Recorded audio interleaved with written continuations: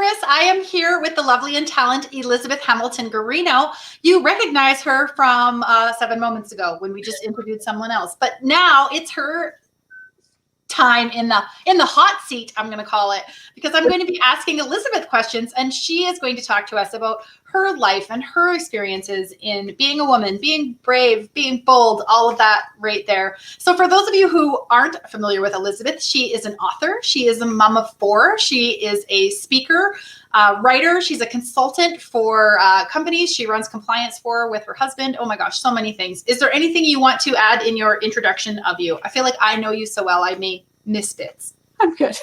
Okay, she's good. So fantastic. So I want to jump right in and ask you to share with us a moment or a thing that you are proud of. So I think I'd go back to starting Best Ever You.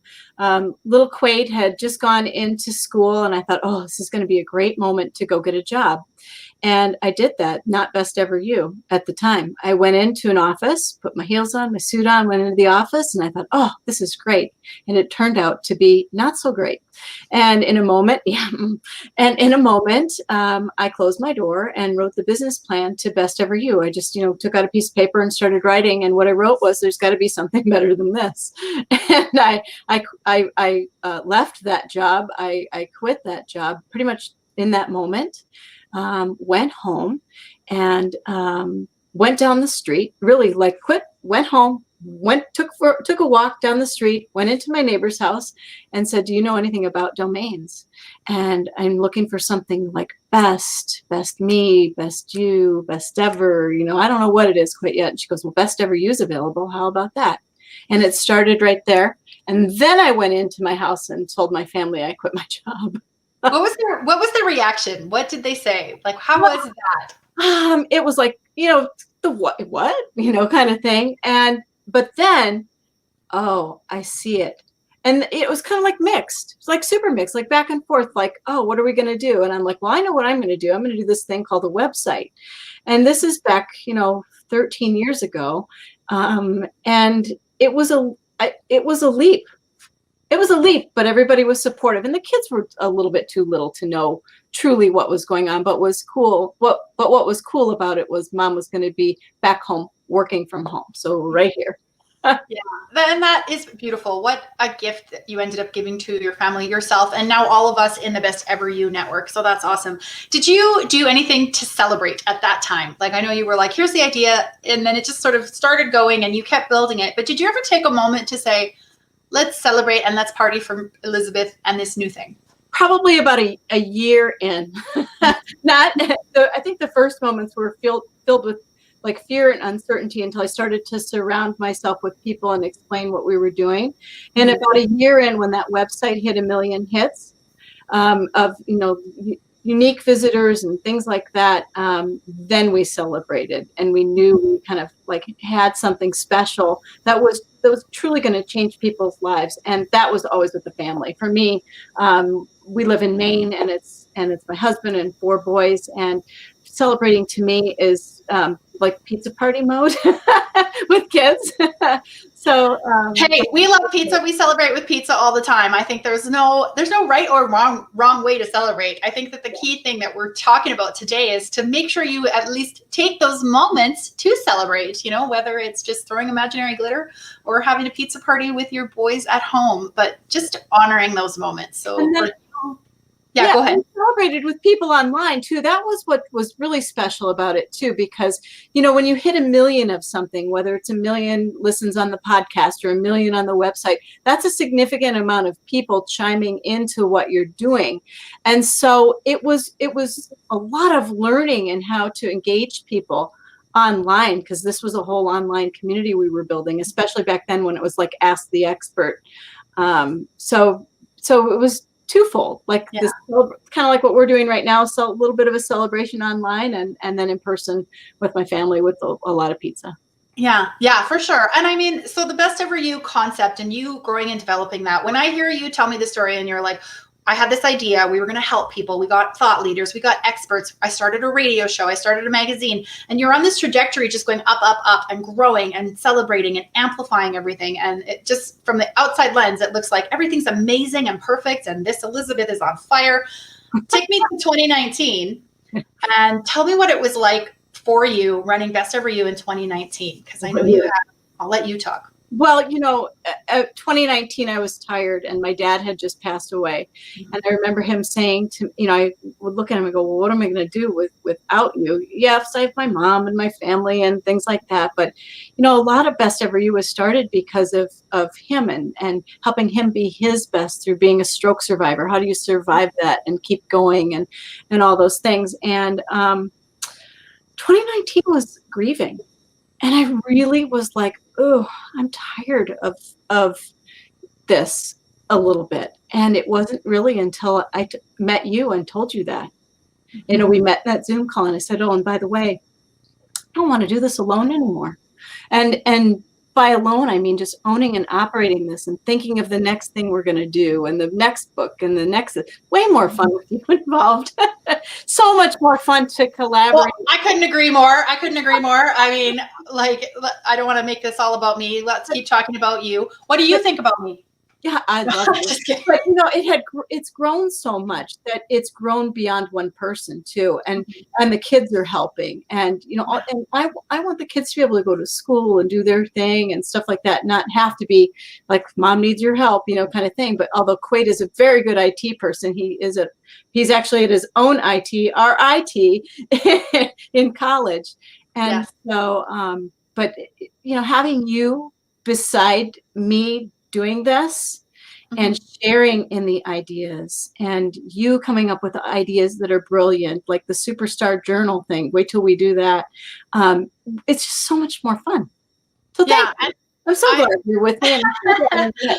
Yeah, this always happens when we interview each other because there's so much cross section where I choose you and you're my yes, and there's a lot of, and it happens vice versa. But it's very authentic and very real. And you talk about the journey and the grief that you were still feeling with your dad and how much you started to step back into your light through talking with me and then joining me on my care and then grief journey with Ben, and how we have just been able to support and lift each other up. Would you mind talking about that just a little bit? Oh, wow. I don't even know where to start with that one because it's so, our friendship is so powerful. It's so honest. It's so real. And it's so supportive. And I feel like you and I could go through anything together. And we've been through a lot together already. And we lift each other up. And when one person doesn't want to be on the TV in the morning at 5:30 a.m. or whatever for Percolate Daily, we're like, come on. and we lift each other up back and forth. But watching what you have gone through with Ben in 2020, it breaks my heart to see you have to go through that. It breaks my heart when I see other people having to go through those things. I'm reading some of the comments in our own group here to some of the videos we've posted and the thoughts. And we have some unbelievably strong, beautiful, courageous, brave, bold people in this group. There's almost 600 people here now. And you are so one of them. You're such a bright light. And persevere is one of our favorite words. And that's so you. It is. And I appreciate that. Thank you. And I just want to take a moment to thank all the women who are in the group, who are commenting and sharing stories of grief and bravery. Because one thing Elizabeth and I know to be true is that nobody is alone. No. But in saying that, not everybody is able to put voice to words, to share their story and to talk about it. And hold up Percolate for me, will you? So Percolate is Elizabeth's book that it was first released in 2014. All the fours are magical for her. It was, what was it? 41414. Yeah. And so Percolate's coming up on its 7th anniversary, but inside Percolate, she talks about the 10 points of change, but woven into that, her dad was still alive when she wrote that, of course. Woven into that are stories and anecdotes of what it was like, because at that time he did have some hospital visits and some episodes with his health. It wasn't, until later that he passed. But that book has these really heartfelt stories, and it's really touching. And one thing I love about it is you can just open to any page and you can find something that speaks to you. Yeah. Well, I like the bit about the aardvark and the platypus. Yes, tell that story. Yeah. So how this came to be is, so my father had a stroke in 2004, and he lived through a series of strokes that most people wouldn't live through, and he was in a rehab facility and on the mend, and they took him down to do a speech therapy session with him. And the nurse said to my mom and I, okay, we're going to do the ABCs with him. We're going to say A, and he's going to say what word comes to mind. And she delicately warned us that most people say nothing in his condition. And we're like, oh no, this is just going to suck. And so she said A, and he said aardvark. My mom and I were like, oh no, where's this going? And then he said benevolence, courage, determination, excellence. F was a swear word, a really solid swear. We've switched that one to faith, but it was just happiness and, all these words down the line. M was movies, because he loved movies. And I took out my journal in that moment and wrote down percolate ABCs of life.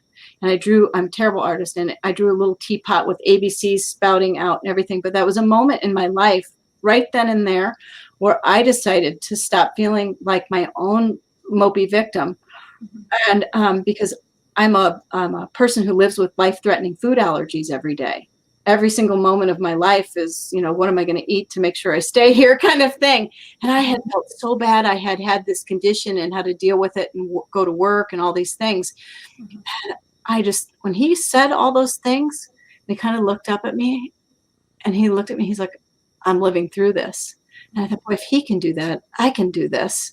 And I just started writing. And I like I said, in 2019, that was so brutal to see such a, cheerleader and champion of everything I was doing. And both my mom and dad are that way. Be sick.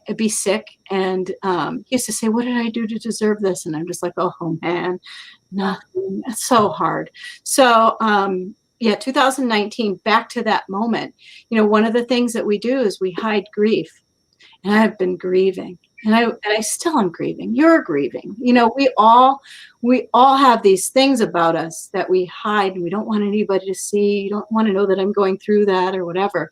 But that's probably pretty common, I've learned. That's the one thing I've learned in my dad passing, that I think everybody has things playing on in the background that we don't want other people to know about. We think they're going to think less of us or whatever. I don't know what it is, but please, and you and I say this all the time, treat everybody, every single soul that you encounter, with kindness, respect, gratitude. Think maybe for a minute why they crossed your path even. Because I'm going to keep saying this for a minute, because I can remember coming home after my dad died, and I was standing in the grocery store, and I was over pears, because I eat a lot of green smoothies. We'll talk about that in a minute. But I was standing over the pears thinking a green smoothie will solve this. And I was crying over the pears, literally crying. I was in tears and unaware, just completely unaware. And this lady walked up to me and she goes, which one of your parents just passed?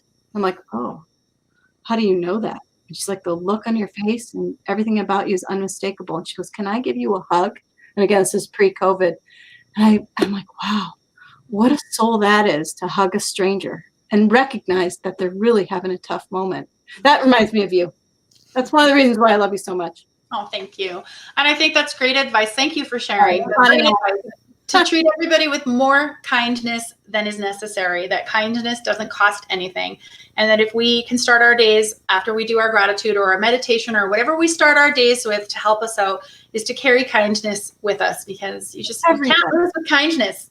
No, and we percolate peace when we do that. The whole end of this book is percolating peace and having that impact on one another. And I love this Women Day. We've talked about kids so much. Oh my goodness gracious. Put your arms around children. And if you've learned something that will help them have their journey easier, pass it on. Yeah, I love that. I love that. And yes, it can start young, and it can start with you. And I think that's one of our key messages too. When we focus on ourselves, when we love ourselves, when we let ourselves shine, we help everyone around us, but kids too, kids in particular. I love that. So speaking of kids, hang on. I'm going all over. We've got Percolate. Hold it up. We're going to give a Percolate away. So that's going to be a prize. Elizabeth doesn't even know what she's giving away. I'm just telling her because you know what I have? A little bit of a bossy nature, but it really suits me. And Elizabeth's preferred style of communication is being bossed around. So really, it's an ideal thing. Yeah, I'm totally cool with that. But this is coffee metaphors too for you coffee lovers out there. It's this book is one giant metaphor. Basically, it's the 10 points of change wrapped up in coffee metaphors. So there's that. Yeah, like it'll say choose a bolder brew and then talk about what that means. And are you brewing your best? And it'll talk about what that means. Be robust, you know. That yeah, be robust. And so all of those things. Or be a wild bean. I don't know.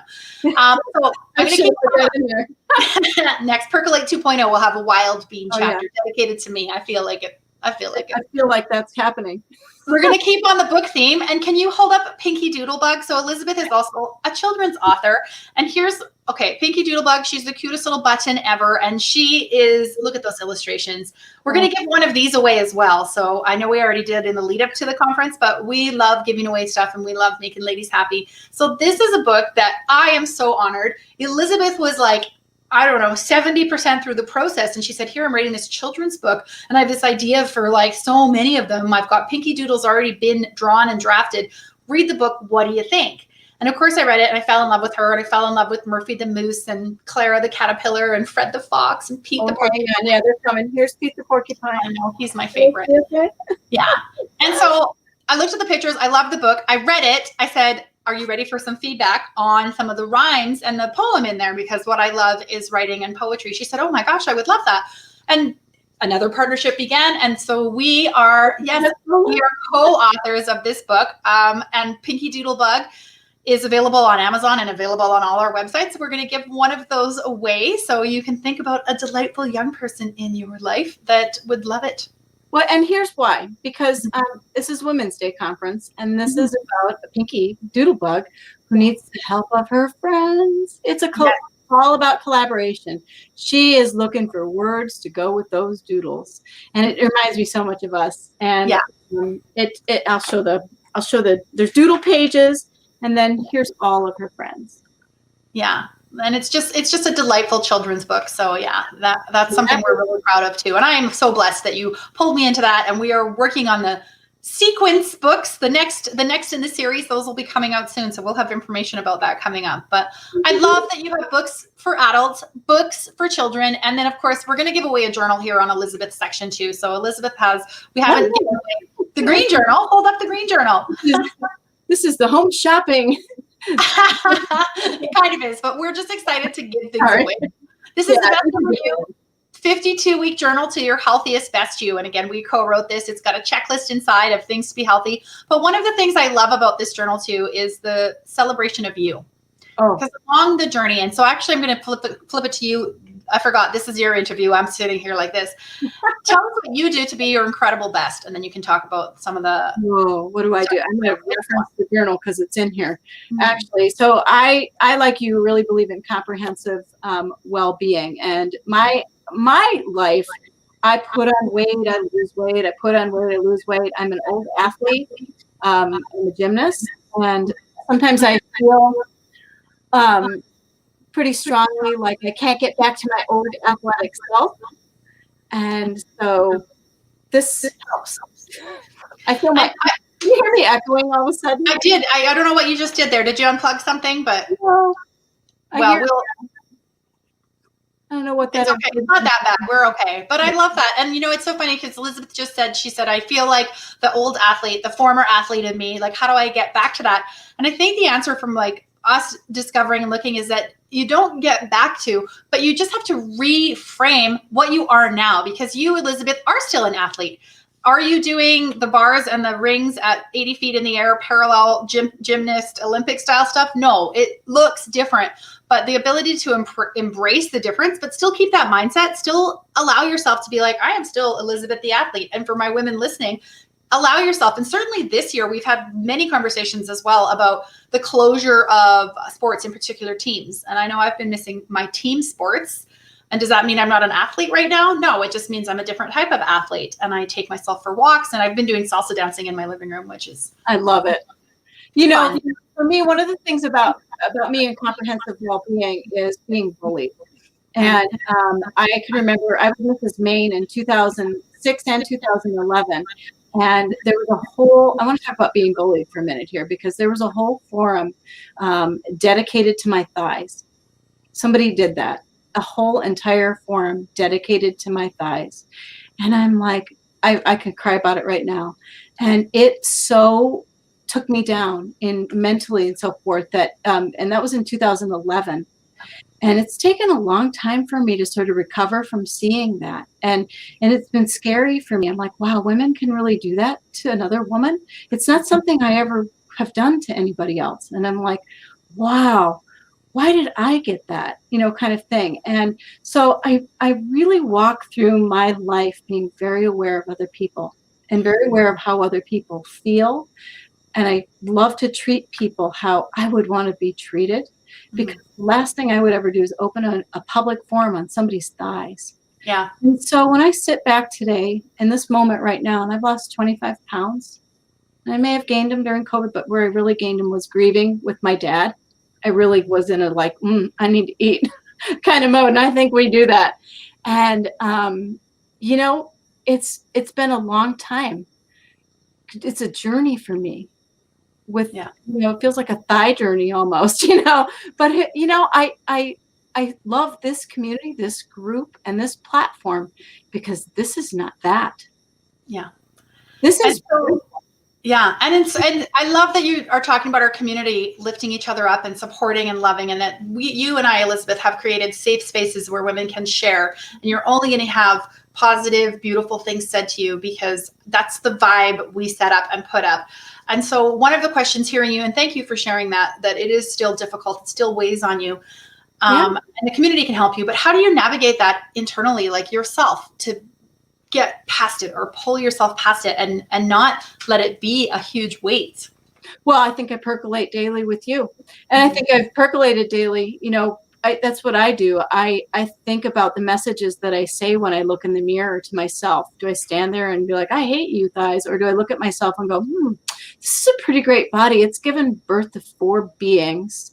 It has birthed 4 incredible sons. And they're sweet and they're kind. And somebody else talked about, I think it was Emily. She's like, the boy is so kind to the girl. Those are the types of boys that we have. And I'm so proud of that. Our boys were raised with signs on the refrigerator and hearing, they've been raised with best ever you. That's pretty much what they know. So they'll joke around, they'll go hashtag gratitude, you know, kind of thing. And they'll give me crap or whatever. But you know what? The other day, one of them said, Mom, can I take a picture of you for Women's Day with your book Percolate? And I'm like, no way. That is so sweet. Oh my gosh. So yeah, I'm a little bit, my heart's on my sleeve a little bit. Yeah. But yeah. Somebody just said, girl, I've been there. Yeah. My thighs are thighs. Yeah. Okay. So, you know, competitive gymnast thighs. Yeah. They're strong. My idol. I need her to hear me say this too. I really want, if anybody out there knows Mary Lou Retton, that is my idol.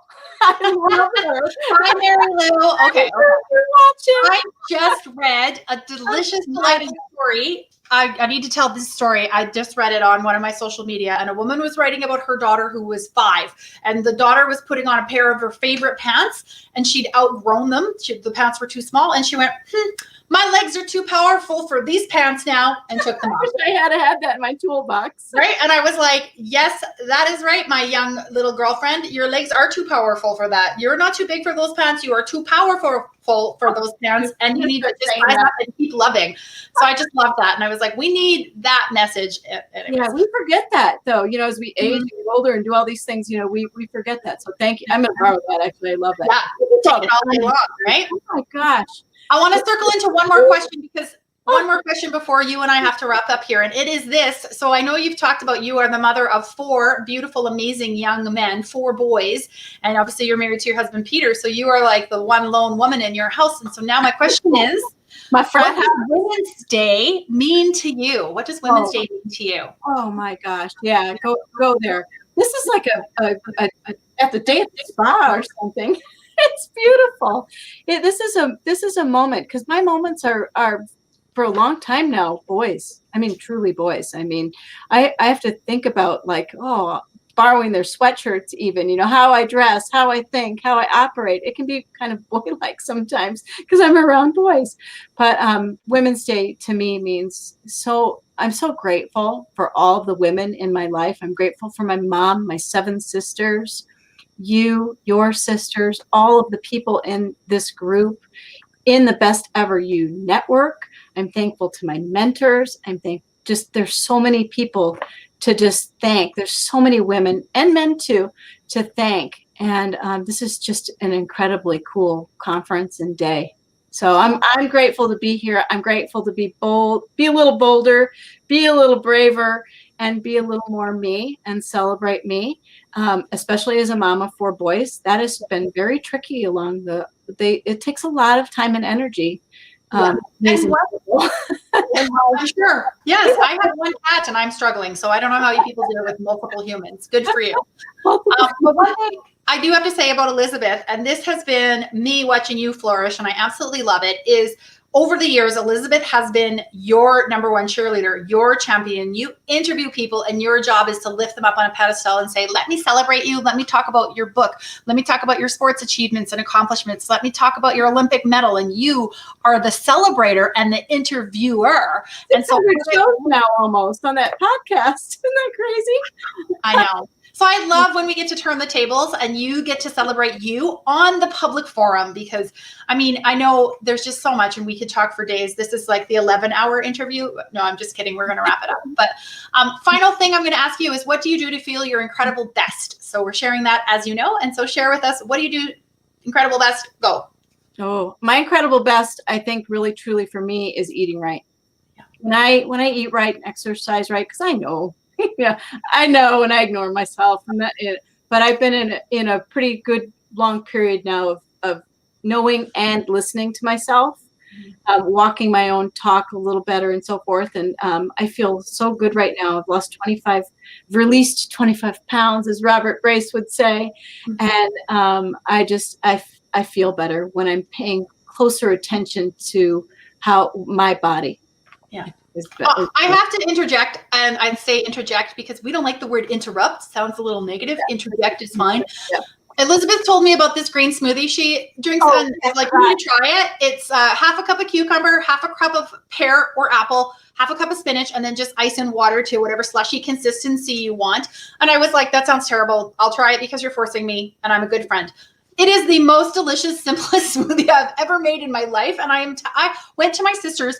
I said, I have a bag of things for you. Get out your little bullet. She's like, what are you doing? I said, spinach, cucumber, pear. We're making smoothies. And she, same thing. She was like, that sounds really boring. It is amazing. People complicate their smoothies with huge blenders and all stuff. All you really need. So this is a really good exercise in clean eating. And it didn't percolate too. I don't remember what page, but it's the green smoothie thing, especially if you have disease brewing or inflammation brewing. This is a great way to remove that. And I'm a food over medicine coach, longtime certified kind of thing, and green smoothie. So the pear, the spinach, not the kale, you can, I guess, but spinach, pear, and cucumber is a magical mix. And I do the ice. Some people don't like ice, but I do. It's delicious. It's delicious. It's the thing I can't believe. It's delicious. Don't smoothie that all up with banana and strawberry, the fruit. Don't do too much of the fruit. There's a balance there. And if you want to, you can even add a little protein powder. I have food allergies, so it's not a real good. You're ruining it. You're 3 things. Just one more. I wish I had control of the thing now, because I want to be like, bye, Elizabeth, you have to go, bye. It's cucumber. No, but what I would like to do is, if you have a routine like that, that's a 3 combination smoothie, what's yours? Yeah, share with us something simple. I can only take 3 steps. All those other shenanigans, I don't have time for. That's me too. That's why I only do 3. That's what. Perfect. We are going to sign off because we are talking to someone else very soon. Thank you, Elizabeth, for sharing, and thank you, ladies, for tuning in. We're throwing that glitter for Elizabeth, and we are saying goodbye. And thank you, HCI. My next book is with HCI. Yay. All right. Take care, everybody. Thanks.